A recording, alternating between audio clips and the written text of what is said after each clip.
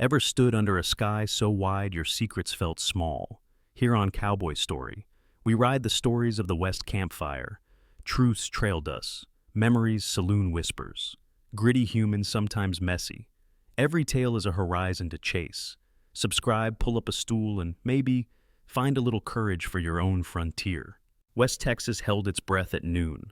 The sun pressed the mesquite flat. Heat wavered over Caliche like a clear flame. June Whitaker lay under a stunted yucca with her wrists bound behind the stalk. Dust clung to the sweat on her neck. Rope burns made bright bracelets on both wrists. A vulture traced slow circles above her patient as a clock. She tried to wet her lips and found there was no spit left. The sound she made came out as a scrape. Old Penny and grit on her tongue. Her dress was torn at the hem and along one shoulder. Sand ticked in the rip like glass. The tie was a simple thing, a hard square knot jammed tight and slick with sweat. June knew knots the way a ranch kid knows weather. This one would not slip. She rolled her wrists to test the give and felt the fibers bite. Heat crawled over her skin. The yucca shadow slid thin as a blade. That morning Earl Dodd had held his hat to the wind and told her there was work, good work out near Presidio. He had grinned with all that easy brother-in-law charm, wintergreen and cheap whiskey on his breath. He said the words a man says when he wants trust. Family June, you will have your own pay. You will not need to ask. They rode toward a water tank alone, their horses picking down a dry arroyo. The tank shone dull in the sun, a rusted halo above a shallow pool. A windmill stood near it, tall and still. When the breeze touched it, one blade creaked, then went quiet again. At the tank, Earl swung down first. He offered the canteen, then took it back before she could raise it. His smile went flat. His hands turned from hands into tools. He shoved her against the yucca and wrapped the rope around her wrists. She twisted. He hissed at her like a man working cattle. Do not make it harder, June. You already did. The fabric tore under his fingers. The rope cut. Her shoulder hit bark. He put a palm on her thigh and moved it higher. It burned. She turned her face from his breath. A hawk cried over the ridge, a long, raw sound. He stopped, jaw tight, and spat in the dirt. Business is business, he said. Keep your face pretty and I get paid. Mark up and I dock you myself. He cinched the knot until she bit her lip. He picked a burr from his spur. One tooth on the rowel was missing. June watched him press it with his thumb. He dropped a spent cartridge by the yucca root, clicked his tongue, and walked off whistling toward the tank. His steps faded on rock. So did the whistle. Only the slow tick of heat in her ears and the soft grind of flies. Far off, a ranch dog let out one long howl. June lifted her wrists and tried to saw the rope against a sharp stone. Fibers frayed. The knot did not give. Pain came in small, hot waves that made her stomach tilt. She swallowed and felt sand grit her tongue. She counted to 20 and tried again. 2 strokes for an inhale, 2 for an exhale, steady as a pump. She stared at the windmill on the horizon. It did not move. When she closed her eyes, she saw her sister's kitchen. 2 tin mugs on a shelf. One clean. One stained dark by years of coffee. The memory made her throat ache. The sun kept climbing. The yucca threw less shade. Ants found the sweat on the inside of her elbow and traveled there in a clean line, each one making the same choice. A horsefly landed on the bridge of her nose, and she could not lift a hand to swat it. She shook her head. The world turned glassy. You will not need to ask, Earl had said. She blinked hard, set her teeth and searched the ground with her fingers. A shard of limestone sat at the base of the stalk. She worked the rope across its edge. One fiber gave. Another. Hoofbeats murmured down the arroyo, then went quiet. June held her breath and listened. Nothing.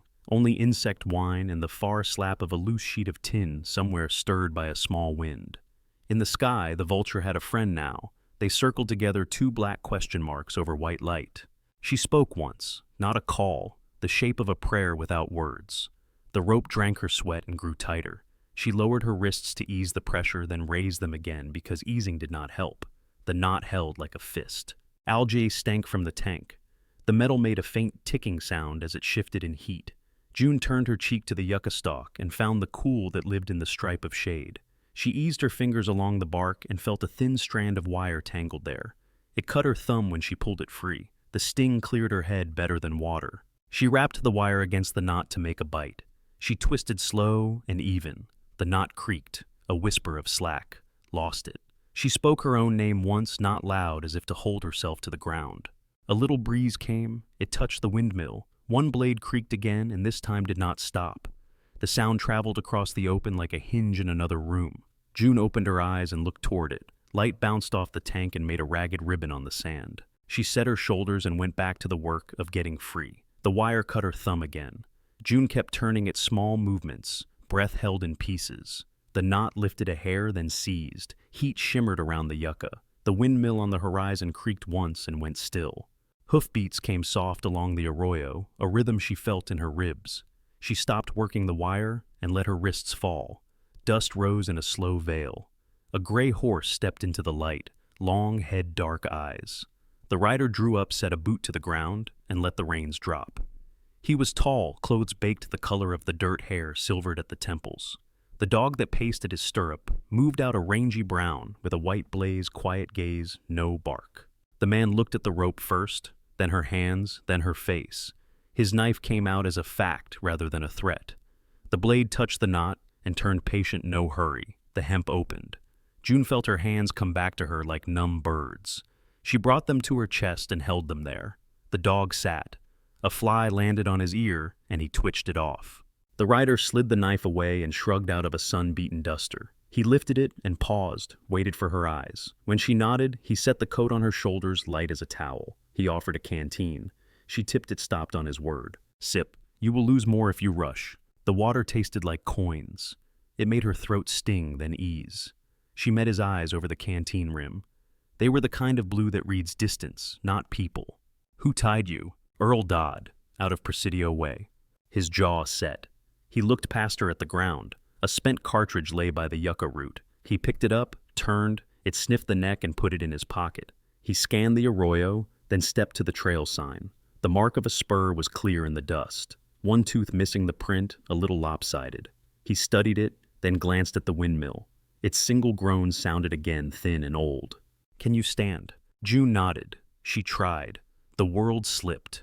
The man put a hand near her elbow, not on it, and waited until she found her feet. The dog rose and moved aside so she would not stumble over his tail. A strip of shade slid off the yucca and landed on the sand like a page turning. The rider led the gray to her and cupped his hands at his thigh. She set a foot in the cradle and pushed with the other. Muscle trembled, then held. He steadied the saddle with a touch, at the horn, not her. She settled against the swell. He swung up behind her knees, turned in hands on the reins, not on her. His coat settled around both of them, the smell of sweat and smoke tucked into the fabric. What is your name? June. Rowan Hale. He spoke it like it was a fact he did not mind. The dog came along the right side of the horse without a sound. They eased into the arroyo. The gray's ears flicked at flies. Dust lifted off the ground in tired puffs and drifted into the horsehair, into June's hair, into the lines of the man's knuckles. The tank fell behind. The windmill leaned a tall finger silent again. June kept her eyes on the horse's mane and the black button of his bridle. All the small details were easier than the thought of Earl's hand. The leather creaked under them. Rowan shifted his weight to give the horse a rest down a slope. The dog sloshed through a shallow pool in the arroyo bed and shook water spots darkening the dust on June's ankles. Why did you help me? Rowan did not answer at once. He kept the gray to a walk, eyes picking the ground ahead. The canteen knocked the saddle once, then found a steady rhythm. Because once I did not. The words landed with no weight, no explanation, only their shape. June pressed her palms to the coat. Felt the seams, the worn spots smooth as river stones. They wound between stands of mesquite that left tiny scratches on the coat hem, past a dead cholla, bleaching on a rise, moved toward a low spread of buildings where the land lifted like a shallow bowl. A gate made of pipe and rope marked the entry to the place. Sagebrush Hollow sat behind it, a house of weathered boards with a porch, a barn, with one side newer than the other, a chicken run, a pile of broken fence rails, a black water barrel at the corner. The windmill here was closer, and when the breeze touched it, the whole thing spoke a tired creak that settled into a steady clack. Rowan dismounted first. He pulled the gate, and the gray went through with his ears forward, the dog slipping past his hock. He reached up and closed a hand around June's forearm, only when she let it be, so then set her on the ground, like someone setting down a jar that might crack. Her knees dipped held. She kept one hand on the saddle until the yard stopped moving. The air by the barn was cooler. Hay, stacked under the eaves, held a sweet dust that softened the throat. Leather hung from pegs oiled dark-coiled reins and breast collars and a bull rope with its handle polished by hands. June stood just inside the doorway and let the shade climb up her face. Rowan took off his hat and set it on a peg. He untied the spurs from his boots and set them by the door. Buck lay down with a grunt and put his head on his paws. The dog watched without asking anything. Rowan checked the latch on the back door, pressed a palm to the new wood chock that kept it from shifting, then turned and met June's eyes. "Tack room," he said. "There is a cot and a blanket. The barrel is clean water. Wash first, eat later, bolt the door. Buck will sit by it. You can keep the coat for now." June nodded. The tack room smelled like saddle soap and cedar shavings. A narrow window high on the wall let in a strip of light where dust swam.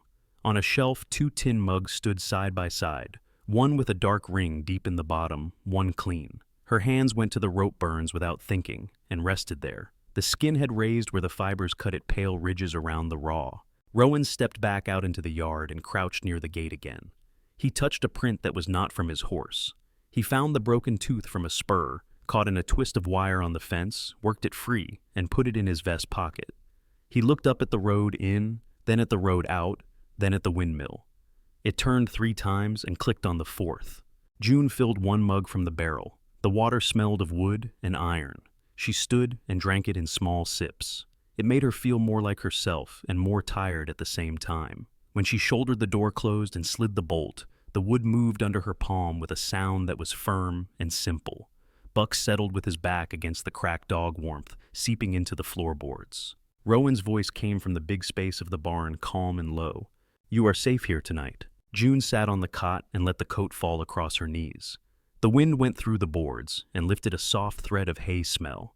Outside, the windmill kept its slow talk a regular sound you could measure breath against. The day's heat bled out of the boards. Her fingers found the hem of the coat and traced it until the stitching became a path she could follow without looking. Evening eased into the barn like water finding low ground. The heat thinned.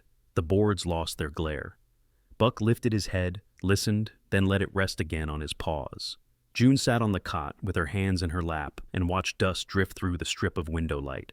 The coat lay across her knees, heavy with a smoke smell that settled her. Rope burns rose around both wrists like pale bark. The skin had a shine where it was raw. From the big space outside the tack room came a steady rasp. Metal on stone, slow and even.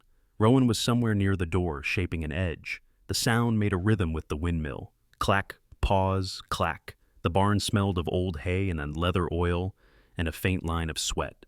June drank another small mouth of water and felt it settle. A chicken muttered once under the roost. A horse shifted and bumped a board. The evening light lowered along the far wall until it turned from gold to the color of cotton. June touched the hem of the coat and found a frayed place where the lining met the cuff. Her thumb fit the seam as if it had been waiting for it. She held it and breathed with the windmill. Rowan set the knife down. His boots crossed the packed dirt slow. When he appeared in the tack room door, he held his hat in his hands. His hair was damp along the edge where the band had been. A white line crossed one knuckle, an old cut. He looked at her wrists first, then her eyes. "There is salve above the shelf. Cedar box. Use it sparingly. It will burn a moment." June nodded. He stepped in only as far as the threshold and stopped. Buck got to his feet and came to stand between them, not quite blocking, not quite offering. Rowan lowered a hand. The dog set his chin to it and sighed. "You think I brought you here to hurt you?" June looked at the floorboards. A fly tapped the window once, then again. She pressed her palms together to keep them still. "I think I do not know." Rowan's jaw went a little to the side, the way a man's does when he takes a piece of news and fits it into a place it does not belong. He set the hat on a peg and crossed to the shelves. He moved a tin plate, a coil of rawhide, a folded blanket. He found the cedar box and placed it near the water barrel. "Eat first, beans and bread, then the salve." He did not wait for her to agree. He went back out into the barn. June heard the small clack of a plate, the soft rush of a match. Light pushed under the tack room door in a thin strip. He came back with a plate and a spoon and a heel of bread wrapped in cloth.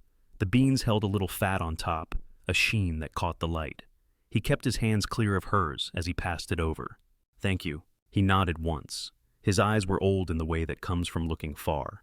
He rested his knuckles on the door jamb, then looked past her shoulder at the tiny window and the dull sky beyond it. 3 summers ago I buried Lydia, Copperhead. She stepped where she did not see, by the creek behind the cottonwoods. The words came flat put down without polish. He did not watch to see what they did to her. He let them be in the air. June took a spoon of beans chewed while the taste reached her. Salt iron, a sweetness from the onion. She felt it move down, rough and good.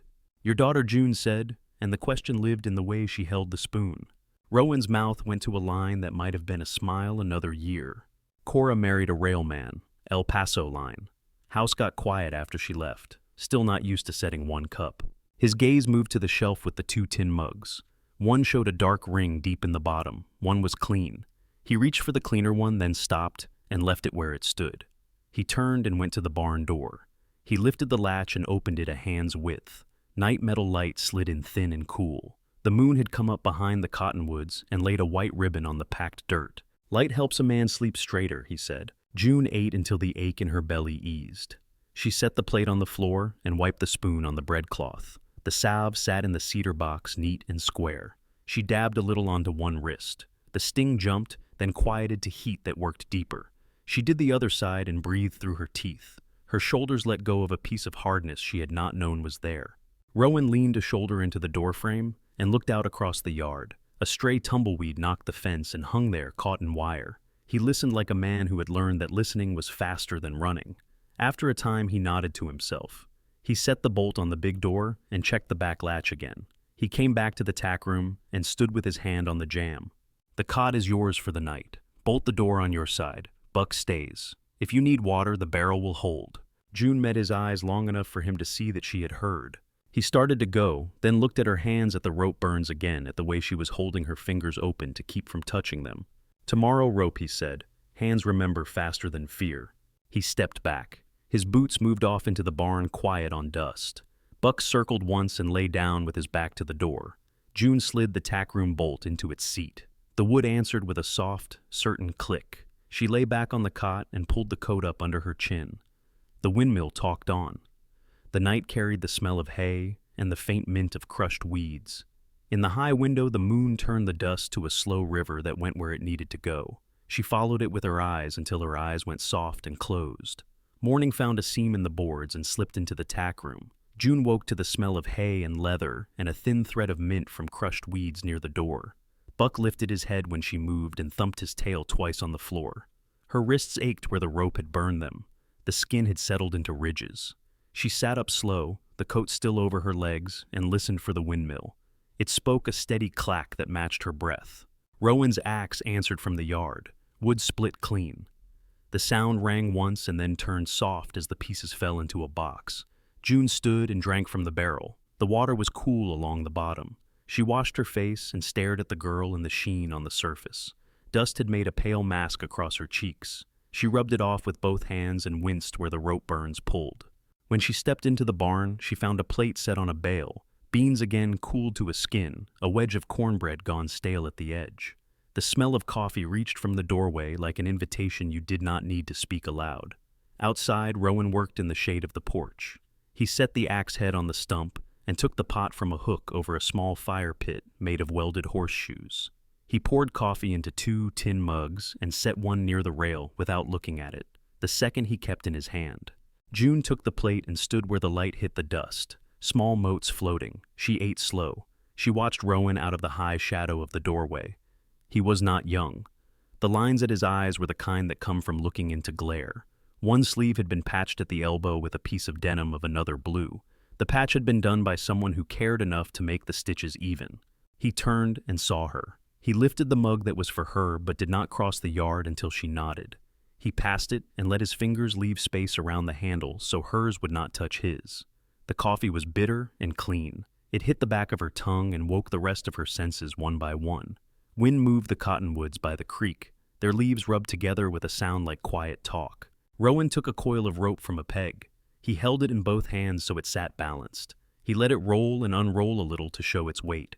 He walked toward the corral where a line of posts stood. The tops were rough where the saw had been dull. Buck trotted ahead and sat by the gate. "We start easy," Rowan said. "You are not wrestling a man. You are talking to a line." He put the coil in June's hands. It surprised her. It had more life than she thought it would. The rope smelled of clean hemp and horse and smoke. Rowan showed her the Honda knot. He spoke the steps slow. A loop, then a small eye, then the tail through. He did not touch her wrists until she turned them wrong, and the pain made her face change. Then he placed a finger on the right spot and pulled back before she flinched. Let the slack fall on the side you want it to fall. You control what you expect. June made the loop. It collapsed. She tried again. The line slid through her fingers and burned a little. She liked the burn more than the raw ache of yesterday. It was sharp, and told her where the edge was. Rowan stood near but not close. He pointed with his chin when he wanted her to look at something. He nodded when the loop held its shape. He said good when she did not expect him to. They painted a post with chalk to name it as the steer. June stepped to a distance Rowan marked with a boot heel. She let the coil rest in her left hand and lifted the loop with her right. The rope felt heavy at first, and then it felt like it wanted to fly. Her first throw went wild. Buck ducked without offense. The loop flopped over his head and slid to the ground. Rowan's mouth made a line that could have been a smile, and then was not. At least he is caught and friendly, he said. June laughed once and heard the laugh in her own throat as if it came from another room. She pulled the loop back in and rolled it in her palm the way Rowan did. The next throw wrapped her own ankle and bit her skin. She swore, and Rowan nodded at that too, as if the swearing were part of the lesson. He stepped behind her and moved her feet to a steadier place. He kept 2 inches between his hand and her shoulder. His voice stayed low. Do not fight your arms. Set your feet. Your hips know paths your hands do not. They worked until the sun rose high enough to warm the backs of their necks. Dust settled in the lines of their wrists. June's palms grew a shine where the rope had run. Blisters lifted on both hands, small and stubborn as seeds. She wrapped a bandana around one palm and then around the other. The bandana had been red once. The wash had turned it a softer color that gave back a little to the light. Rowan broke the lesson and walked to the barn wall. He took a piece of charcoal from a bucket and drew the layout of the place on a plank. He marked the tack room, the hayloft, the ladder, the big doors, the back latch, the path to the cottonwoods, the cut of the creek, the bank where water ran knee-deep in spring and only ankle-deep now. He set an X near the tool rack. If I shout river, you move along the fence line and use the shadows. The yard is a stage and the fence is the wings. Do not run through open light. Keep the rope in your left until you are sure you want it in your right. June watched the chalk marks become paths inside her head. The barn was not just shelter anymore. It was angles and cover and places that held tools. She lifted the rope again and threw. The loop struck the post and slid down without catching. She pulled it back and the fibers sang in her hand. Rowan did not tell her to hurry. He did not step in and take over. He let her be with the tool until the tool began to know her. Midday brought a wind that smelled like rain a long way off. The windmill turned and kept turning. Its sound steadied June the way a drum steadies a march. She measured her breath by it. When she got tired, she stopped and sat on the fence rail and took her boots off to rub her feet. Her socks had drawn lines of dust across the skin. She pinched a pebble from a blister and bit her lip. Buck set his chin on her boot and watched the field, with a look that made it seem the field had something to say. Rowan went to the house and came back with a tin of salve and a rag. He put both on the rail and pretended that the wind had moved them there. June used a small bit on each blister and wrapped the bandana around again. She stood and threw from the rail for a change and hit the post clean once by accident. She hit it twice by trying. Rowan tapped the top of the post with his knuckles as if greeting a friend.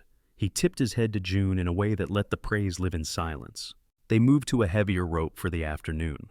This one had a smell of sweat and horse that did not leave.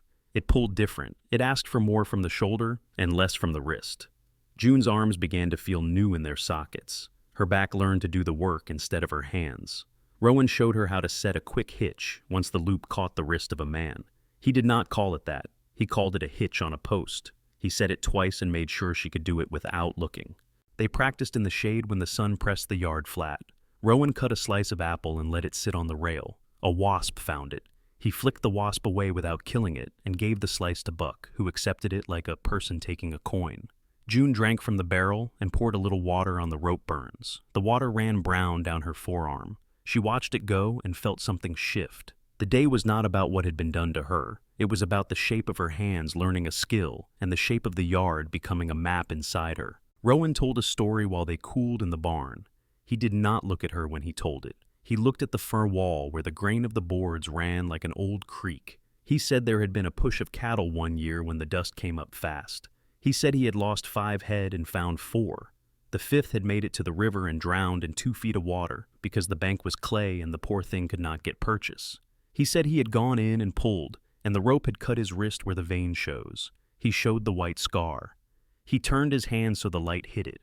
Then he put his hand down, and that was the end of the story. June stood at the hayloft ladder and climbed 3 rungs. She looked down at the pattern of the barn from that small height. She saw the line of sight from the loft to the door. She saw where a person could step and not be seen by someone standing outside. She climbed down and moved through those places. She made the rope slide through her palm and felt the heat build and then level off. She won small battles every hour that no one saw but her. She liked those wins. They were quiet. They held. Late in the day, Rowan set up 2 posts and tied a crossbar between them. He told June to hit the right side, then the left, then to throw without thinking to see which side her body wanted. She discovered she reached to the left with more ease. He shifted her feet a little so the right side woke up. He had a way of making a correction that felt like permission instead of a rule. The correction sat in the body without making a bruise. The last throw of the afternoon was clean. The loop opened in the air and dropped like it had known the post all its life. It bit and held. June pulled and felt the rope come alive against her skin. She set the quick hitch and stepped back. She could have counted her heartbeats in the seconds after. She could have counted the turns of the windmill. Rowan said good in a voice that sounded as if he was speaking to the rope as much as to her. He took the line in his hands and felt the lay. He coiled it neat and hung it on a peg by the door. He pointed at it and then at the peg across from it. Left for the fast, right for the heavy. Know them by where they live. They walked the fence line in a slow loop before supper. Rowan checked the wire by touch. He plucked it and listened for the kind of twang that tells a man the tension is right. He stopped near the water barrel and bent to pick something out of the dirt. It was a tooth from a spur, the missing one. He turned it in his fingers and slipped it into his vest pocket. He did not say anything about it, and neither did she. The information settled between them like a stone placed on a trail to mark a turn. They ate on the porch. The coffee tasted different in the evening. It had less bite and more body. June sat with her feet on the lower step and watched the cottonwoods move. Rowan leaned against a post with his mug cradled at his chest. He looked at the yard and at nothing in the yard. The quiet between them felt like a thing that could hold weight. "You did not quit," he said. "I did not." He nodded once. He pointed with his chin at her hands. The bandana had already gone darker where sweat had found it. "Tomorrow the rope will feel lighter because your hands will know it. The post will be the same. You will be different." June let the words find a place and stay there. Buck lay at her feet and snored a little. The windmill kept its steady talk. She looked at the shelf through the open door and saw the 2 mugs again. One stained dark and one clean. She pictured the clean one with coffee in it and Rowan's hand not stopping halfway to lift it. She did not know why that came to her. She let the picture pass. The light bled out of the yard. A bat dropped from the eave and took a moth. The chickens muttered on the roost. Rowan took the plate and the mugs to the sink inside. June stood and stretched her back and felt the good ache there. She smelled her own sweat and the dust and the rope, and thought the mix was not a bad smell. She looked at the rope on the peg and at her hands and then at the path to the tack room. She went inside and slid the bolt. Buck took his place by the crack. The barn held its heat for a time and then let it go.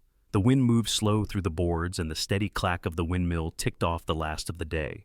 Clouds gathered so thin you would miss them if you did not look for edges. By mid-afternoon, the light lost its hard bite. The wind carried a faint wet smell from somewhere beyond the cottonwoods.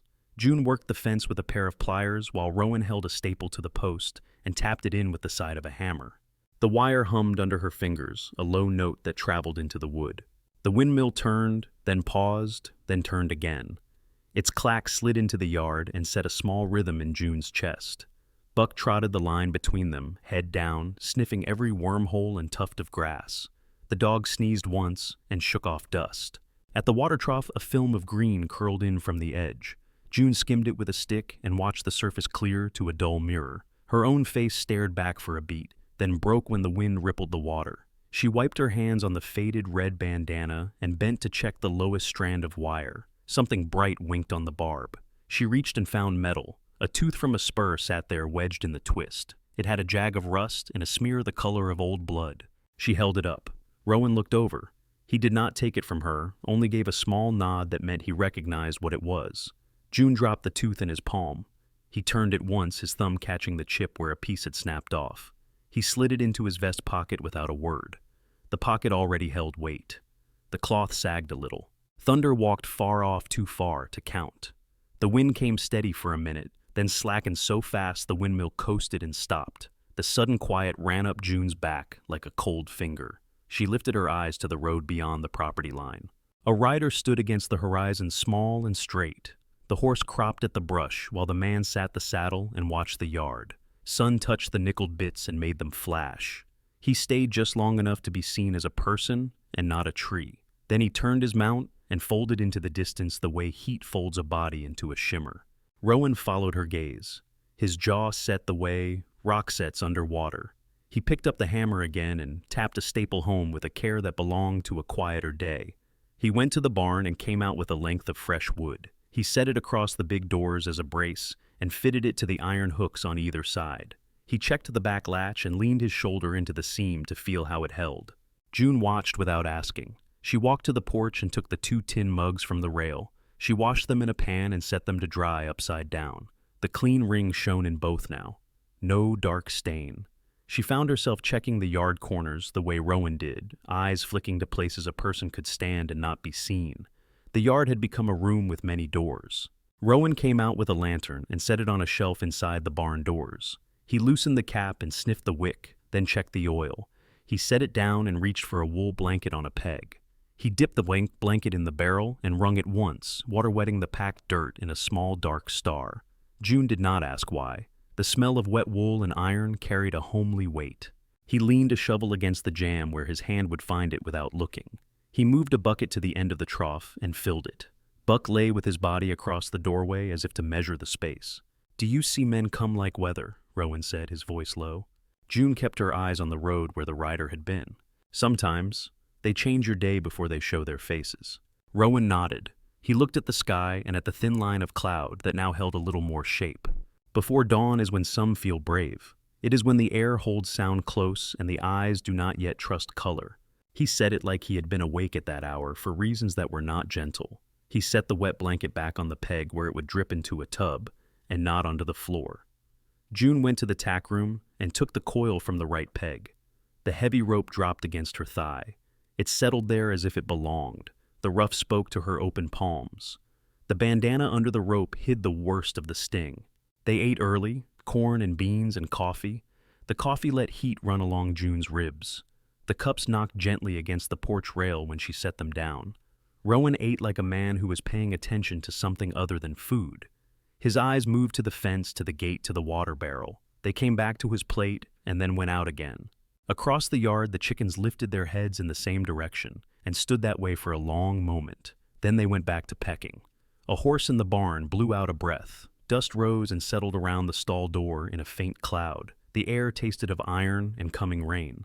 June took the coil and walked the line Rowan had drawn in charcoal on the barn wall. She stepped to the tack room, then to the ladder, then to the back latch. She practiced letting the rope slide quietly until the hiss turned into a whisper. Rowan watched, not correcting, not praising, just keeping time with the windmill. The light leaked down the yard and turned the cottonwoods to a line of darker gray. The first drop of rain fell fat as a tear and made a spot on the top step. It dried before the second drop came. Then the second came, and the third. The windmill began to tick steady again. The sound of it settled the dog. Buck yawned and put his chin on his paws. Rowan stood and walked to the edge of the house where the ground went to hard clay. He looked down the road once and then back at the yard. His voice came easy, not loud. "Stay close tomorrow." June set the coil across her shoulder and felt the weight of it along her collarbone. The smell of rain held. The house breathed. The yard waited. She looked at her hands and then at the windmill and then at Rowan. The three of them shared the small sound of the turning blades. The air cooled by half a degree, which felt like a gift.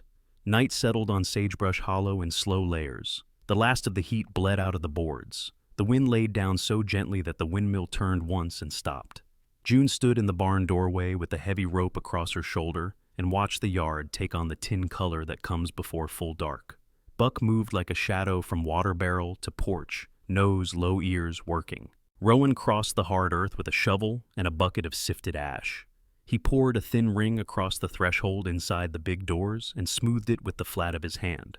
The ash lifted in a faint breath, then settled. He set a small brass bell on a nail above the door and tied it with a strip of baling twine. He tested it with one finger, and the sound came sweet and soft, a single note that did not carry far. The lantern went on a shelf near the tack room, away from the hay. Rowan pulled the cap, checked the wick, checked the oil, and set the glass back into its seat. The smell of kerosene and iron mixed with the sweet of straw. He took the wool blanket that still held the river smell from the barrel, wrung it once more with strong hands, and draped it over a peg where he could reach it without turning. June kept her breathing even. Her palms were rougher than the day before. The bandana under the rope was damp where it rode along the ridge of her shoulder. She could feel the shape of the rope now without looking. It was a line that had begun to answer her. Rowan rolled his sleeves to the elbow and wiped his hands along his jeans to dry the water. He moved like a man who did not like to waste motion. He set the shovel against the jamb in the angle where his hand would fall, then shifted it 2 inches until the balance felt right. He lifted the bucket to the trough and filled it until the water made a shallow belly that trembled and did not spill. He set another bucket by the door. He looked at June at last. The lantern threw a small light across the ridges of his knuckles. His voice was quiet. "If I say river, you take the fence line. Stay with the posts. Use the shade if there is any shade to be had. If you must cross open, do it without stopping and do not look behind you." June nodded. Her eyes went to the charcoal drawing on the barn wall, without meaning to. The tack room, the ladder, the door's the back latch, the cottonwoods, the creek cut the tool rack marked with an X. The map had already moved into her feet. Rowan looked toward the house. 2 tin mugs sat on the porch rail where they had left them after supper. Dew beaded and ran down in slow rings that left 2 clean circles on the board. He went and took the mugs in and set them upside down on the kitchen shelf. When he came back, he carried a folded towel and laid it near the lantern. He hung his hat on the peg and ran his fingers once along the brim, then left it. Buckhis came and pressed his shoulder to June's leg and leaned. She put her hand on his head. His ears were hot and soft at the base. He tasted the air and breathed out through his nose. The cottonwoods by the creek rubbed their leaves together and made quiet talk that did not travel far. Rowan took a rifle down from the pegs inside the tack room door. He opened it, saw the clean metal of the chamber, closed it again, and set the gun across 2 nails where it would be high enough to be out of easy reach and low enough to be taken in a hurry. He did not speak to it. He did not polish it. He only made sure it was there. He picked up a handful of dry dirt and poured it into his palm and let it run off. It fell silent onto the packed floor. He did it again, this time at the line where the big door met the jamb. The dust sat there in a thin thread that would let him see if wood moved. June took the heavy coil from her shoulder and set it across the stall gate. She lifted the Honda with her right hand and fed the lay with her left until the loop hung open and ready. The rope had a hum in it, the way a hive has a hum you feel before you hear. Her wrists ached along the old burns, a clean ache that felt like a place where work had been done. She let the coil sit and shook her hands out backwards to let the tendons loose. Rowan stood at the barn's wide door and looked past the yard into the open land. The sky out there was not black. It was a deeper blue with a thin whitish seam along the ground where moonlight found the low spots. The road was a line that a man could follow by memory if he had traveled it often enough. He watched that line and set the shape of it inside his head. He spoke without looking at June. No heroics. June watched the ash line and the bell and the shovel and the bucket and the blanket and the rifle and the chalk map. She looked at her hands. She closed her fingers and opened them. This is the heroics. Rowan nodded once. It was a nod that did not carry comfort or argument. It was a nod that said he had heard. They set the barn for night. Rowan pulled the side door to and dropped the bar into its slots. He tested the back latch and the brace across the big doors. He checked the hinges where they pinned to the posts. He pressed his palm against the seam where wood met wood. He satisfied himself with the answers his hands brought back. June walked to the interior the way he had shown her. Along the stall fronts, around the ladder, behind the tool rack, past the stacked hay, to the tack room door. She learned where the floor spoke and where it stayed quiet. She learned which plank gave a little and which held firm. She took off her boots and set them just inside the tack room. Her socks found the cool in the packed earth. Rowan kept the lantern turned low. The light made a small lake on the wall and left the corners to shadow. The barn smelled good and old, rope and leather and dust and the last left of heat. The rain that had drifted in the afternoon did not come, but it had left a cleaner taste in the air that made the tongue feel less thick. Buck settled with his ribcage across the crack at the bottom of the big doors. He sent his breath through the gap and pulled the outside in. The dog was agate all by himself. His eyes went soft, not asleep, ready to wake without shock. They ate the last of the cornbread with a little grease spread thin. It tasted like something done earlier that was better for being honest about its leftovers. Rowan chewed and stared at a point in the air where nothing was. June chewed and listened to her own breath until it found the rhythm of the windmill in memory. She could not hear the blades now. The stillness had them. Rowan wiped his fingers on a rag and set it on the rail. He lifted the shovel and felt the weight. He set it down and then picked up the wet blanket and found the fold that would spread fastest. He took a length of rawhide thong and tied it to the bell nail as a pull in case he needed to make noise. He tugged it once to learn the tone. He spoke softer than before. If you need to run, go by the cottonwoods. The bank has a lip that hides a person if the moon is behind them. The creek is shallow this time of year. It will take your noise away. You will come out by the old wagon ruts and the fence line. Buck will go with you. June did not say yes. She stood with her hands on the heavy coil and felt the list of the rope across her wrists. She drew it up and let it fall in a quiet slide. The fibers sang in her palm. She did it again and shortened the line so it would not snag on a nail. She made the loop small and private and kept it there ready. The hours before dawn are long and thin. They make a person measure small things. A horse shifting its weight and bumping a board. The sigh of a chicken that has found a better place on the roost. The tiny tap of a fly against glass. The sound the wind makes when it changes its mind and then changes it back. Rowan stood by the door and watched the yard and the road and the horizon of short hills and longer dark. He moved only enough to keep his joints from sticking. His breathing was the kind of even that belongs to men who have been cold at night in open places. He did not talk to fill the space. June sat on a bale with her boots off and her feet flat and the coil balanced across her lap and listened to his silence like a second teacher. The night pulled tighter. The barn seemed to grow heavier on its posts. The air rested on the floor. The last light gave up in the yard. If there were stars, they were behind a thin ceiling of cloud. The yard took on the color of iron. The porch steps held a darker line where dew had begun to show. A rooster in the chicken run stirred, feet scratching once. It did not call. Buck opened his eyes and shut them halfway, then opened them wide. The hair along his shoulders lifted a little, then lay down, then lifted again. His ears tipped toward the road. Rowan's hand closed around the shovel handle. His other hand found the bell thong and settled there without pulling. June stood and set her feet in the place he had put them on another day. The rope hung open and without shake. The windmill stayed still. The bell did not sound. The ash line waited under the crack in the door. The yard held its breath. A sound came along the road, thin as a line of thread. It touched the barn and disappeared into the boards. Rowan's eyes narrowed. Buck did not growl. He fixed on the dark like a needle on a seam. June felt her own breath slow. She let her shoulders drop until her bones found their marks. The coil felt right in her hands. The night pressed its cool fingers to the back of her neck. She rested the loop along her thigh. Rowan shifted his weight to the balls of his feet and glanced once toward the ladder and then back to the door. The bell on the nail shivered without making a sound. The ash lay quiet and perfect and pale. The world held to its stillness and waited. The stillness broke in a thin seam. A hoof struck stone somewhere beyond the gate and sent a small ring of sound across the yard. Buck lifted his head. The hair on his back rose in a line and then lay down and then rose again.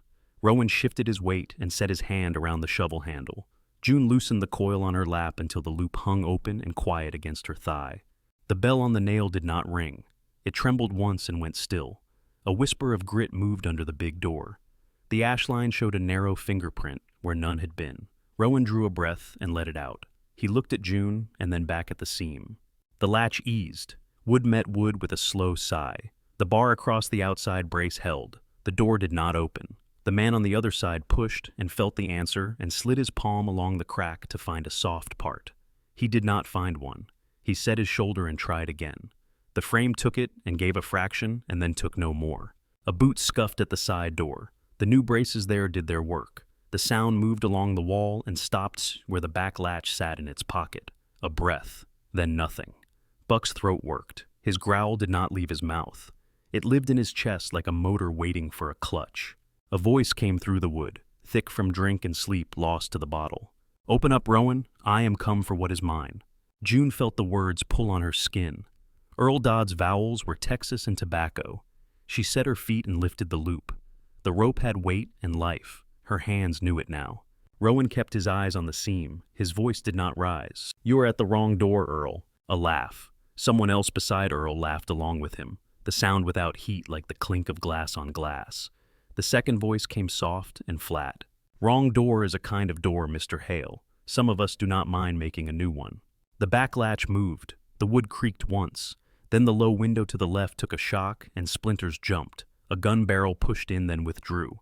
Rowan grabbed the wet blanket from the peg and dropped it across the lantern shelf. He snuffed the light with his palm and his breath. The barn went to deep gray. Smoke from the brief choke of the flame climbed and then thinned. He stepped to the side of the door where anyone entering would not see him at first glance. The back latch gave. The door swung inward on a scrape of nail across the floor. Two shapes filled the frame. Earl first, broad through the chest hat, low eyes hot and dull. Silas Pike behind him, lean his mouth, tilted his eyes dead in a way that said he took in data and not people. Earl's revolver sat heavy in his hand with the muzzle a little down. Silas kept his gun higher. He glanced once at the ash under his boot and knew at once that someone had been ready. "Put the pistol down," Rowan said. Earl swung his eyes without turning his head. He grinned. "You are what folks call a patient man. Patient men finish last." Rowan moved before Earl reached the end of the sentence. He took one quick step and swung the shovel in a short, tight arc that used only the top half of the handle. The steel lip caught Silas across the jaw and snapped his head to the side. Silas fired. The round went wild and cut a notch from the stall post. Buck lunged and barked so sharp and close that the sound turned to pain. Earl flinched and threw his arm to fend off the dog. June let the loop fly. The Honda opened clean and took Earl's wrist just above the joint. The rope bit. She set her heels and pulled with both hands, hips back, weight low. The quick hitch hit the post at her side and held. Earl's elbow made a dull crack that she felt through the rope before she heard it. His gun fell and skittered under a bale. Silas recovered fast. He brought his gun around and found Rowan by the sound of breath in the dark rather than by sight. He fired twice. The second shot struck a brace and sent splinters across the room. One lodged in Rowan's cheek just below the eye. He did not touch it. He stepped through the smoke and swung the shovel a second time. Silas dipped his shoulder, and the shovel bit only air, then clanged against the edge of a trough so loud the horses screamed. Fire found the fallen lantern wick and ran up in a match flare. Then the flame went to the straw that had spilled from a split bale and spread like an idea that had been waiting. Rowan grabbed the wet blanket and threw it, smothering the nearest flame. It hissed and turned to heavy, dark smoke that made the eyes burn and the throat close. He took a breath through the cloth at his collar and reached for the bucket with his other hand. Earl fought the rope. June gave him nothing to buy. She took up slack with small moves. She felt the strain travel down her forearms to her shoulders and into the center of her back. Earl pulled and then tried to rush to get closer to use weight instead of leverage. She did what Rowan had taught her to do against a post. She stepped back and to the side and made the line an angle he could not like. He stumbled. His knee found the edge of a rake. He swore. She kicked his shin hard where the boot ended. He howled and went to one knee. Silas moved in the corner of the dark like something that had forgotten to fear heat. He lowered his shoulder and drove at Rowan. The two of them hit the stall front and knocked a bridle to the ground. Leather slapped and buckles clanged. Silas's hat flew off. His hair showed gray at the temples. He bent to grab for the fallen revolver that had skated under the bale. Rowan brought the shovel down on his wrist. Bone met steel with a sound that did not belong in a barn. The revolver spun and slid. Silas hissed like a man who had met pain before and did not think it was news. The horses kicked. A hoof hit the lower rail and cracked it. Hay dust turned to smoke. The first flames found a wall of dry straw and climbed to the loft in a thin ribbon that thickened as it rose. The heat turned the air into a thing with weight. Rowan threw the blanket again and beat at the new fire. June dragged Earl by his ruined arm 2 steps at a time until she could take a turn around a post and set another hitch. The rope took a groove in the wood, as if it had lived there all its life. Earl came up in a rush with his free hand and got fingers in June's hair. He yanked. Her scalp flamed. She stamped his instep and jabbed her thumb into the soft part just under his ear. He went limp for a breath. She tore free and heard her own breath like a bellows. Buck took Silas by the calf from behind and drove his teeth in. Silas kicked with the other leg and caught Buck in the rib. The dog let go, and backed ears, flat teeth, wet eyes, bright. Rowan set the shovel down and dove at Silas. He wrapped his arms around the other man's middle and drove him into a post. The impact rattled the halter rings. Silas's head went back and hit wood. His eyes blurred. He threw an elbow into Rowan's ribs. Rowan grunted once and kept going. A shot sounded outside, not theirs. The first light of real dawn laid a pale sheet across the open lower boards at the far end. The yard filled with the hard drumming of hooves. A voice called from the dark in a tone that expected to be obeyed. "Sheriff, drop them pistols." Silas tried for the shovel with his foot. Rowan kicked it away. Earl twisted against the rope and earned only another stripe of burn as the line held him close to the post. June took up slack with a careful tug and made the knot bite. She picked up Earl's fallen gun and laid it across the hay so no one would mistake her for someone pointing it. She reached for a bucket and heaved water onto the fringe of fire at the floor. Steam rose. The smoke changed color and thickness. It felt heavier in the lungs. Tomas Valdez came through the door with 2 men behind him. His hat sat low and straight. His mustache was clean. His eyes were lined at the corners and calm. He threw a look that measured the room fast. He pointed with his chin at Earl and then at Silas. "Get the drunk first, the lean one next." His deputy, a broad man with freckles and a scar that cut his eyebrow, moved to Earl. He put a knee to Earl's back and a cuff on the one wrist June had not tied, then unlooped the rope with care so the man could still feel it go. The other deputy moved on Silas with speed. Silas went for his pocket. The deputy knocked his hand away and put the barrel of his own gun along Silas's jaw. He did not strike. He made a point with weight and position and a ready finger. Rowan stepped back, chest-working eyes on Silas. Blood from the splinter under his eye had run down and made a fine line along the old cut on his knuckle. He wiped it away with the back of his hand and left a smear. He walked to the shelf and turned the lantern back down and set it on the floor. He lifted the wet blanket again and threw it over a flare in the corner. The hiss came again. The steam rolled off and dampened the air at his knees. Valdez came to Rowan's side without looking down at the bodies his deputies had in hand. "You set a brace across your door, Rowan." "I did." "Good brace," the sheriff said. "Could have used one myself last winter when Ruiz came home too late to keep steady. I would have slept in a bed instead of the jail stool." He stepped around a burning plank that fell from the hayloft and landed with a dry sound. He took a bucket from June and slopped water where she pointed. They worked in tandem without speaking the plan. Rowan dragged a bale away from a lick of flame and kicked thatched straw back to bare ground. June took another bucket, and the handle bit her palm where a blister had already opened. She did not drop it. The water darkened the floor. Smoke rolled under the roof and found the seam near the ridge where heat lives. It went out in a tired breath. Rain came as if the sky had been holding it until the moment it would be most wanted. Big drops at first that made the dust jump and then settle. Then a steady sheet. The horses quieted with the promise of cool. The smoke thinned. The fire lost its hunger and became work instead of threat. Rowan fetched the shovel and raked smoking straw into a wet pile. June wrung the blanket and threw it again and again until her shoulders burned and then did not burn. Valdez's deputies marched Earl into the yard. His face had gone to a loose shape with the pain in his arm. His hat hung by its stampede string between his shoulder blades. He stepped wrong and swore, and the deputy told him to mind his feet. The other deputy pushed Silas along with the barrel of a rifle near his shoulder blade. Silas's mouth had blood on it. His eyes were awake and cold. He looked at the rake, at the shovel, at the rope, at the latch, at the brace, at the ash, and set all of it somewhere in his head, in the small time it takes a man like that to think. June poured the last bucket and watched water push smoke into the air. The barn breathed. The rain deepened and tapped the roof loud enough to be a kind of song. The windmill began to turn again. Its clack took on a rhythm that cut through the last of the panic. Buck shook himself. Water flew in an arc and made dark spots on the dirt. Valdez stepped into the doorway and took his hat off to knock the water from the brim. He set it back and turned his face to June. "You all right, miss?" June nodded. Her voice did not want to work. She let it rest. Rowan stood with his hands on his thighs, leaning forward a little. He made himself stand straight and took the shovel to its place against the jam. He looked at Valdez. "You ride patrol on the Southern Trail often." "Not often," the sheriff said. "Often enough to hear shots carry when they should not. Half the town heard the second. Mrs. Cantu sent her boy to fetch me from the store. We were closer than most nights."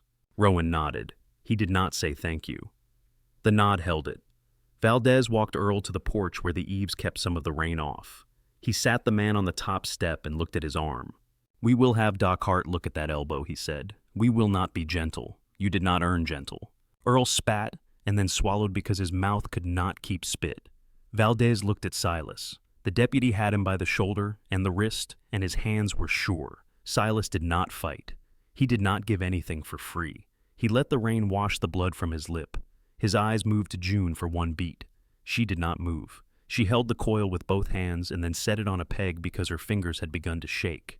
The sheriff took a slow look around the yard. He took in the rain, the windmill turning the smoke, leaving the scorch at the edge of the loft, the wet dark on the floor where the blanket had done its work. He drew a breath and let it go.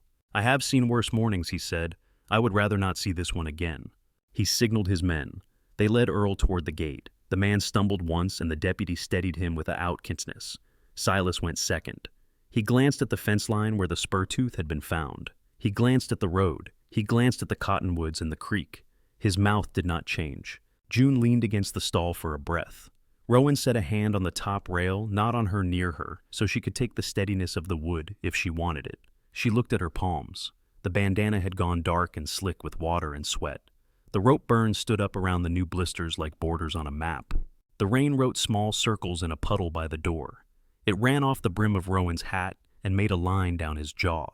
He did not wipe it. The fire at the loft edge gave one last cough and died clean. The barn settled in the way a building does when it has been asked to bear and has borne, and now can let itself stand still.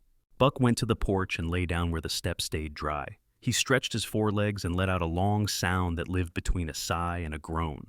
June crossed to the porch and picked up the 2 tin mugs that had been rinsed clean by the rain rings earlier. She set them on the rail. Rowan joined her. They did not sit. They stood and watched the yard show its shapes in the silver light. Valdez swung into the saddle and touched 2 fingers to the brim of his hat. He did not call out to fill the space. He turned his horse and followed his deputies out the gate. The rain softened the sound of the hooves, so the departure felt closer than it was. June leaned her shoulder against the porch post and let the wood hold her weight. Rowan stepped into the yard again with the shovel, because there was a last drift of smoking straw that needed moving. He pushed it where the rain would take it without help. He came back and set the shovel under the eave.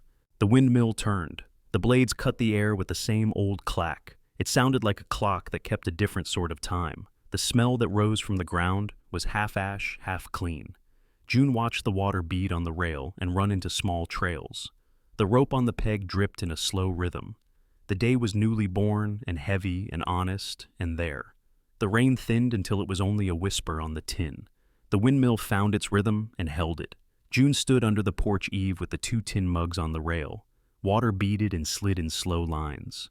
Rowan set the shovel down and looked over the yard as if counting pieces back into place. The shot cut the morning in half. Dry and flat, dirt flicked up by June's boot. Buck barked once and dropped low. Rowan's arm caught June at the shoulder and pressed her down behind a fallen beam black with wet ash. Smoke lifted from the beam like a tired breath, her mouth filled with the taste of metal. Rowan reached for the rifle in the barn where he had left it across 2 nails. He did not rush. He brought it level as he came back into the light. He took a knee by the corner post and let his breath go long. On the ridge above the creek, a shape lay along a dark line of rock. The hat was gone. The coat clung to a narrow frame. The man kept low and worked the bolt by feel. Silas Pike. Rain ran off his cheek and mixed with the blood at his mouth. He set his sights again and found the yard. Rowan spoke once without looking. Down. June made herself small behind the beam. Splinters pressed into her palms. She held still and counted the space between breaths. Buck crawled close and put his weight against her shin. The dog's heart thudded. Silas fired. The round hit the porch step and split the wood with a clean crack. A splinter bit the skin above June's ankle and stuck there. She did not pull it out. She watched the ridge and the small lift of Silas's shoulder as he settled back into the rock. Rowan's cheek found the stock. The sight found the line of the man's ribs. He did not hold the shot too long. He squeezed. The sound went out across the wet ground and came back hollow from the low hills. On the ridge, the thin shape jerked once and then eased back as if letting go of a stubborn thought. The rifle slid from his hand and knocked a stone that clattered down the shale and fell quiet. Silence took the yard from end to end. The rain stopped all at once. Drips counted a new time from the eaves. The windmill turned 3 times and then settled into its steady clack as if it had only been waiting for permission. Rowan stayed where he was and watched the ridge until the shape stopped changing. June kept her forehead against the beam and listened to her pulse slow in her ears. Rowan stood at last. He set the rifle against the porch post and went to the barn for the wet blanket and threw it across the small smoke still curling at the loft edge. The hiss rose and fell. He wiped his cheek with the back of his wrist and left a streak of ash across the line the splinter had made earlier. He did not notice it. Hooves came again on the road quicker than before. Sheriff Valdez pulled up at the gate and swung down before the horse had fully stopped. One deputy followed the freckled man. The second deputy was not with them. Valdez took in the yard with one sweep. He lifted his eyes to the ridge. Which way? Rowan pointed with the barrel of the rifle. Valdez nodded. He vaulted the fence with an ease that said his body remembered how to move when it needed to. The deputy took the longer path around the end of the fence and found a cut to the ridge that a man could climb without making noise. Buck stood at the bottom and watched as if counting footfalls. They took a while. The yard held stillness like a held breath. June picked the splinter from her ankle and pressed a thumb there until the sting went from sharp to dull. She straightened and set the tin mugs upright on the rail. The shine inside each cup looked clean. Valdez came down first, careful step by step, with a length of rope over his shoulder. The deputy followed with the other end of the rope looped around Silas's boots. Silas lay as if sleep had finally found him. His coat was soaked dark. His hat was still up on the ridge. His spur showed on his right boot. One tooth of the rowel was missing. The gap made a small, crooked star. Valdez looked at Rowan, and then at June, and then at the barn. He did not ask a question that had already been answered. He set the rope down and took his hat off to wipe the rain from the band. "He slipped us by the wash," he said, voice even. Deputy Morales went around a mesquite and found only one man in the reins. The other had touched the ground and kept low. "We looked for sign. Your ridge told the rest." He crouched by Silas and checked for breath he knew would not be there. He stood and gave the man the small courtesy of pulling the coat straight. The deputy said nothing. He watched the fence line and the cottonwoods and the creek cut, and then let his eyes come back to June. She met them and let them pass. Valdez signaled for the rope. He and the deputy dragged the body onto a travois they rigged from 2 fence rails and a saddle blanket. The rails left 2 dark lines in the wet earth. When they reached the gate, Valdez paused and looked back. "You got more water for that loft, Rowan?" "Enough." Valdez glanced at the windmill and the tank and the way the barrel caught drip off the eave. He did not offer any words about luck or timing. He tipped his hat and led the horse. The travois slipped over the mud without sound. Rowan leaned the rifle against the wall inside the door and set the wet blanket back on its peg. He picked up the shovel because the corner behind the trough still smoked. June moved to take a bucket and found her hands steady. Buck shook water from his coat and sneezed. The smell in the barn shifted from ash to wet hay and iron. The windmill kept its patient clack, and the sky opened to a pale blue that showed through torn cloud. Rain washed the ash into seams in low places. It left the ground smelling like tin and clean dirt. By noon, the sky had opened to a pale blue. The windmill turned and spoke in a steady clack that felt like a heartbeat that had learned to calm itself. They started at the door. Rowan pried the blackened plank loose with the claw of his hammer and let it fall. The board hit the ground with a dry thup. The sound told him what was still sound and what needed to go. June set the good boards to one side and the char to the other. She worked with her sleeves rolled. Her forearms carried a dusting of soot that would not leave until it wanted to. The rope burns had softened and darkened. The blisters on her palms had popped and settled. She wrapped the bandana in figure eights across both hands and pulled the knot snug with her teeth. Buck lay where the shade moved. He watched each board like it might speak. Now and then he stood and shifted to a new patch of cool ground, groaning in the back of his throat, as if the job belonged to him too. Mrs. Cantu came by late in the day. She eased her cart off the road and tied her burro to the fence. Wind had raised dust on the hem of her skirt. She carried a basket on one arm and a pot balanced in the other hand. Her hat was pinned at a tilt that meant she had worn it long enough to know how it stayed. "You both look like you found the coal bin," she said. "We did," Rowan said. Mrs. Cantu lifted the towel on the basket and showed cornbread thick and coarse, the kind that does not fall apart when you want it not to. The pot held beans with lard slicked on top and peppers cut small. She set both on the porch rail and looked into the barn where the rafters showed their scars in a line of dark. Fire is only brave until it meets rain, she said. Then it is only stubborn. Thank you, June said. Mrs. Cantu's eyes went to June's hands and then to the rope on the peg. She did not ask questions that would make a person tell a story before they were ready. She pressed a hard kiss to Buck's head. The dog suffered it with dignity. She set a wrapped parcel in June's palm. The paper was still warm. Sweetbread. Break it when you have finished your hammering. It will taste like a thing earned. Sheriff said to tell you he will ride by when the mud lets him. Earl is where he cannot drink. That is all for today. She turned and went back to her cart. The burro sighed and shook his ears. Dust rose in a soft sheet as she left. June stood with the parcel in both hands and felt the warmth creep into her skin and settle there for a time. The day stretched. They worked in a rhythm that did not need speaking. Rowan set the new sillboard with a pry and a grunt. June held the level near the bubble and did not comment when it was not perfect. He saw and set a small shim under one corner with the side of his knife. He tapped it home with 2 careful hits. The bubble slid to center. Hammering asked for breath to come in a certain way. In, on the lift, out on the strike. June learned the shape of that without trying.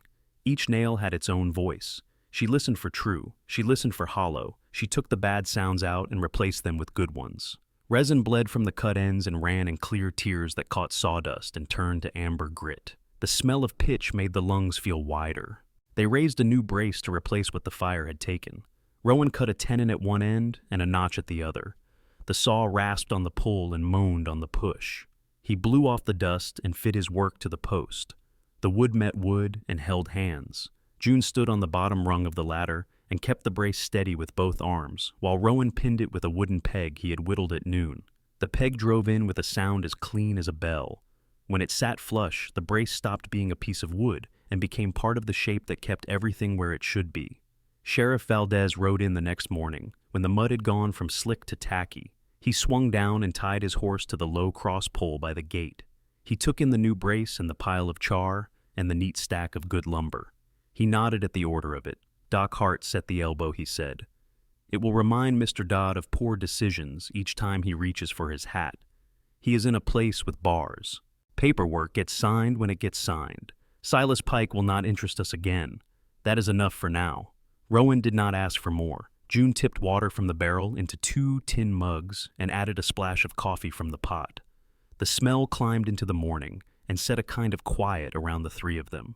Valdez leaned his hip against the post and drank in sips. When he finished, he set the mug on the rail beside the other. 2 clean rings formed in the sun. He pushed off the post and settled his hat. Mrs. Cantu is telling the town you 2 beat the devil and then built him a fence, he said, not smiling and not frowning. Best let people say what they need to say. It spends their breath for them. He put a hand to Buck's head and scratched once in the soft place between the dog's eyes. Buck sighed and leaned into it. Valdez nodded once at Rowan, once at June, and once at the windmill, as if it were also a person. He went back to his horse and left the way he had come. The reins loosed the horse, choosing the easy line. June and Rowan kept to the work. They lifted rafters in pairs and set them on the posts. June held the far end steady while Rowan pinned the near end. The sun moved across the roofline. The new lumber showed pale next to the old. The pattern pleased the eye. It told a story about what had been and what had been added without trying to turn the old into something it was not. They fixed the loft edge with shorter lengths, 12 at a time. June passed boards up the ladder. Rowan took them and set his knee to hold each piece while his hands did the fine work. He drove nails in a square pattern so the wood would not warp. Forged heads sat proud a little off center. Center, each one its own stamp. June sanded the edges with a block to take off the splinters. The rasp of it became a new sound in the barn's song. When she raised a palm to wipe sweat from her templewood flour, made a bright smear. She left it there a while. At midday, Rowan climbed the windmill and checked the head. The ladder was sun-hot. He went slow. He greased the gears with a fistful from a tin and wiped the extra on his pant leg. June stood below with her hand on the tower leg and felt the metal ring. He unpinned the tail and let the wheel turn. It started slow and then found its own pace. The pump rod below worked in a stroke that called water up out of a place that kept to itself. The trough filled with a small sound that made horses stop chewing and listen. In the late light, June found a frame in a box under the stoop.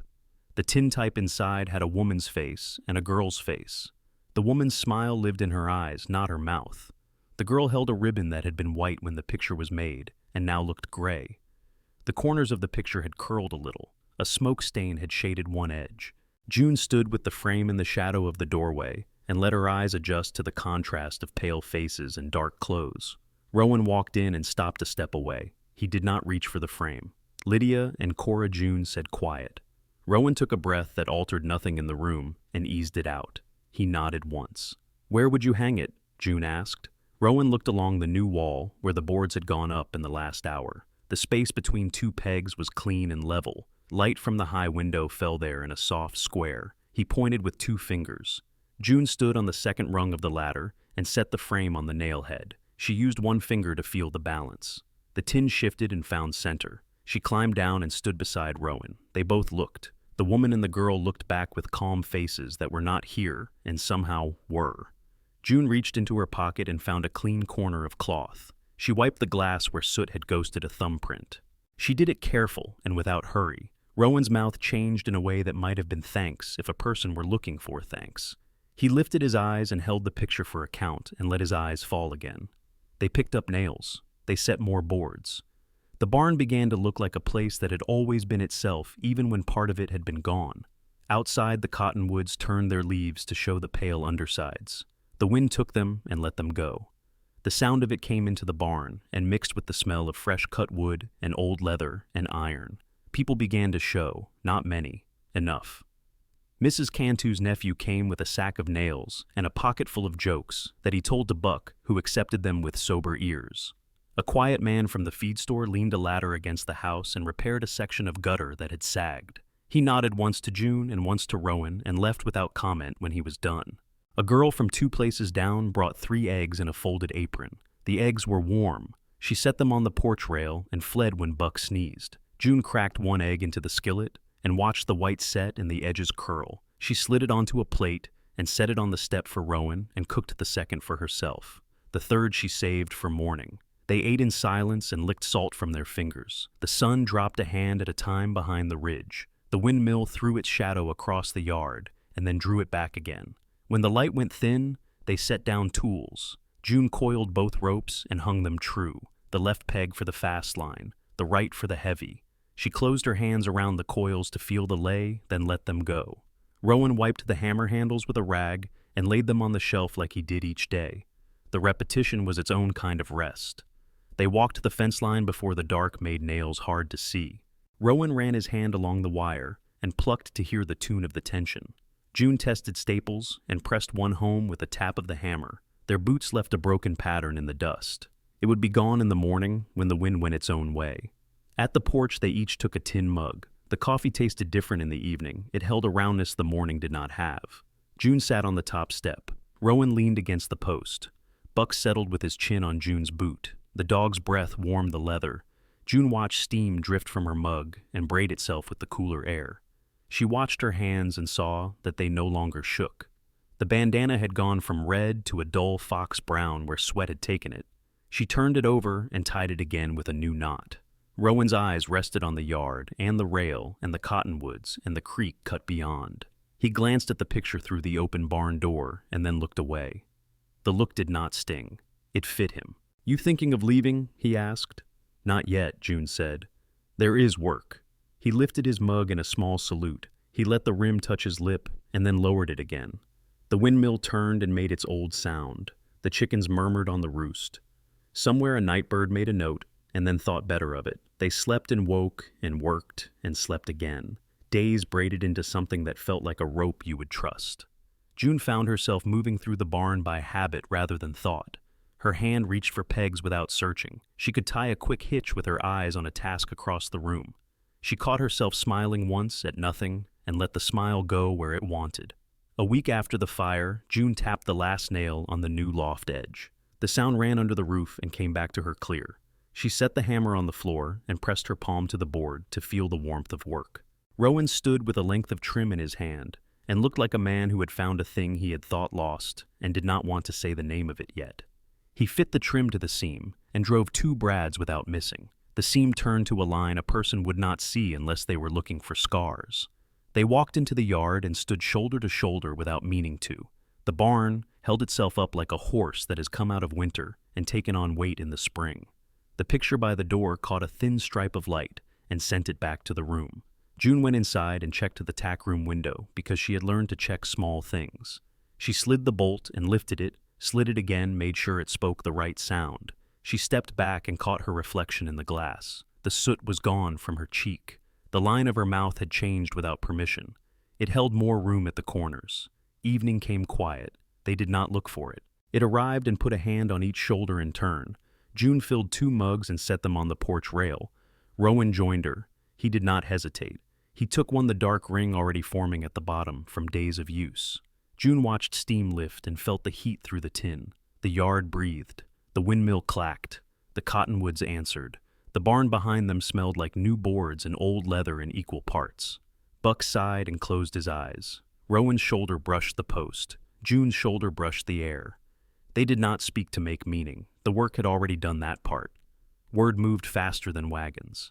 At the Marfa Saloon, men leaned their elbows on wood black with years and said, Rowan Hale and the Whitaker girl pulled trouble out of a barn the way a man pulls nails.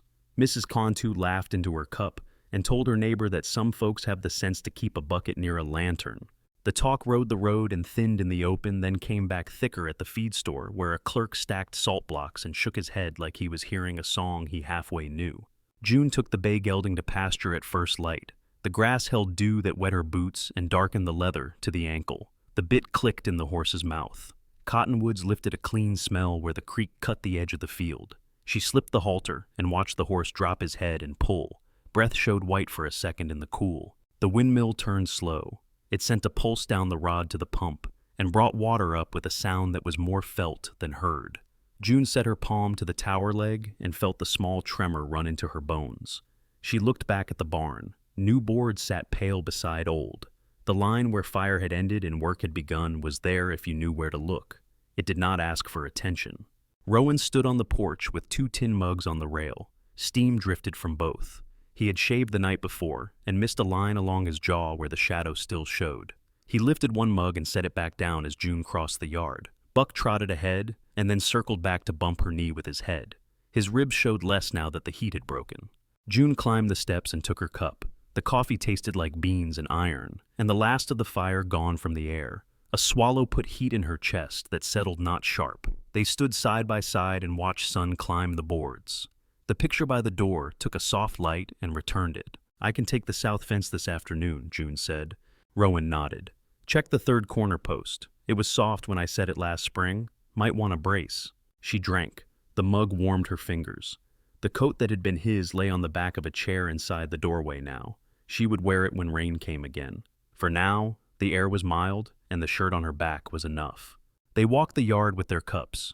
Rowan ran a hand along a gate hinge and felt the iron answer. June brushed past the rope on the peg and felt the lay through the cloth where it hung. The heavy line had taken a darker color. The fast one kept a lighter tone. Her fingers knew which was which by where they lived. By late morning, the sun showed itself plain. Chickens picked the dust where rain had left it soft. A pair of swallows cut the air near the roof and tucked under the eave. June swept the tack room, pushing straw into a neat windrow with short strokes so she could hear the floor speak. Rowan pulled 3 crooked nails from a purlin and dropped them into a tin. The nails chimed once and lay still. Mrs. Cantu's nephew came up the road with a paper sack that clicked. He held up a new set of hinges. He said nothing else. Rowan took them with a nod. The boy scratched Buck behind one ear and left with the same quiet step. The dust behind him rose and fell like a breath. Afternoon brought a thin wind. It lifted the edge of June's bandana and set a small cool along her neck. She walked the south line and pressed a shoulder into the post Rowan had mentioned. The wood answered like it wanted company. She cut a brace and set it. The saw rasped and the hammer spoke, and the fence stood a little taller. When she got back to the yard, Rowan was by the trough with the rasp and a hoof between his knees. The gelding let his head drop and blinked into the shade. The rasp sang, and the hoof dust rose and fell across Rowan's sleeves. Evening found them on the porch again. They did not plan it. Habit put them there. June set 2 plates down with eggs fried in bacon grease and slices of the last of Mrs. Cantu's bread. The dog arranged himself to catch what might fall and caught nothing. Rowan ate with his eyes on the yard. June ate with her eyes on the windmill. The blades turned and cast shadows over the ground that moved like slow hands. When the plates were empty, June took them inside and rinsed them in a pan. She set them to dry. Rows of tools on pegs made a clean pattern on the wall. Each thing had its place. The tack room smelled like cedar and saddle soap.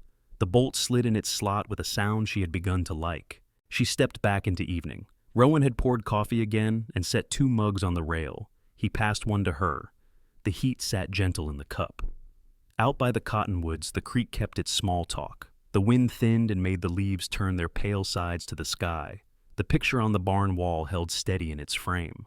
Rowan said, "You staying?" June watched a swallow drop and climb, then looked at the line of the fence she had braced. "Yes." Rowan lifted his mug. "Good." They stood with the wind on their faces and the barn behind them. The rope hung where it belonged. The windmill kept time. The yard breathed in and out. The light went softer by degrees, as if someone were turning a knob to teach the eyes patience. Buck lay at the top step and put his head on his paws. Night came without asking for words. The 2 tin mugs left rings on the rail that would dry by morning. The blades turned once more, and then kept on turning. The house and the barn, and the people in them, held to their places, each of them shaped by work and by weather, each of them set true. Thank you so much for listening to today's story. If this story resonated with you or made you reflect, I'd love to hear your thoughts, so feel free to share them in the comments below. And don't forget to like, subscribe, and hit the notification bell so you won't miss the next story.